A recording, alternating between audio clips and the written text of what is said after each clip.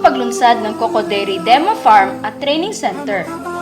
Noong nakaraang ika-28 ng Oktubre ng kasalukuyang taon, inilunsad ng National Dairy Authority ang Coconut Dairy Demonstration Farm at Training Center katuwang ang Philippine Coconut Authority. Ito ay ginanap sa Area 1 ng PCA Davao Research Center, Purok 6, Bago Oshiro, Tugbok District, Davao City. Ang unang parte ng programa ay nagsimula sa pagrehistro ng mga dumalo sa okasyon. Sumunod ang ribbon cutting na pinangunahan ni OIC Department Manager Marlon Flores ng NDA Southern Mindanao, Department Manager Liberty Canha ng PCA DRC, OIC Regional Manager Jovi Alayo ng PCA Region 11, at Miss Mary Ann Constantino ng Department of Agriculture Region 11. Sinundan ito ng pagbendisyon ni Father Emmanuel M. Gonzaga tulad ng mga sumusunod.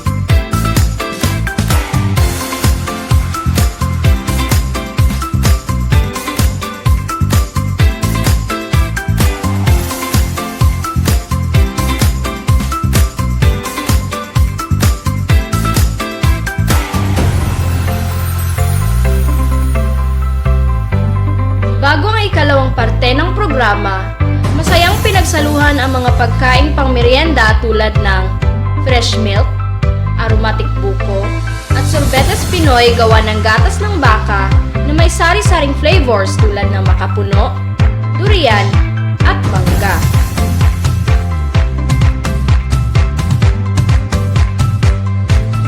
Ang welcome remarks ay ibinigay ni Ginoong Marlon C. Flores.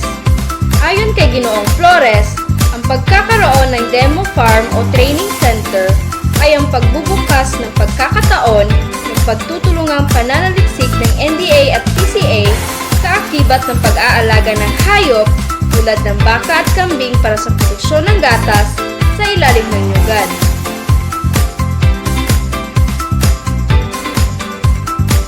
Sa pamamagitan ng AVP, ang overview ng proyekto ay tinalakay ni NDA Administrator Ginang Marilyn B. Mabale. NDA PCA Coco Dairy Demonstration Farm and Learning Center. Itong proyekto na to ay naglalayon na mapakita sa ating mga coconut farmers na ang pag-aalaga ng hayop, kasama na dyan ang mga gatasang hayop, ay kayang gawin sa ilalim ng nyugan or under the coconut trees. Majority of our coconut farmers are in Mindanao, particularly Region 11. So this will benefit them. It is an additional income source for both the coconut and dairy farmers. It will also boost milk supply in the country.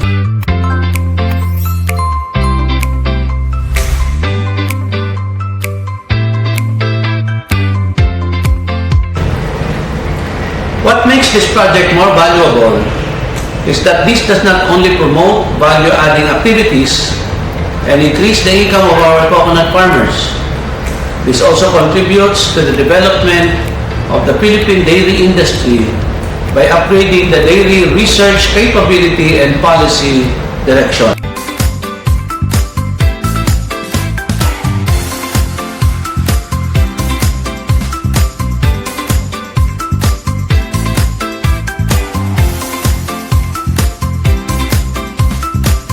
Ikatlo at huling parte ng programa ay ang milk toast ng mga dumalo na sinundan ng paanyaya sa lahat na pwedeng maglibot sa mga pasilidad ng Coco Dairy Demonstration Farm.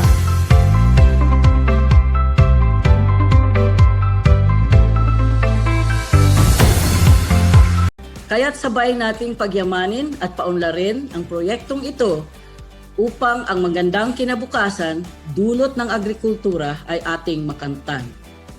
Coco Dairy Farm, posible nga.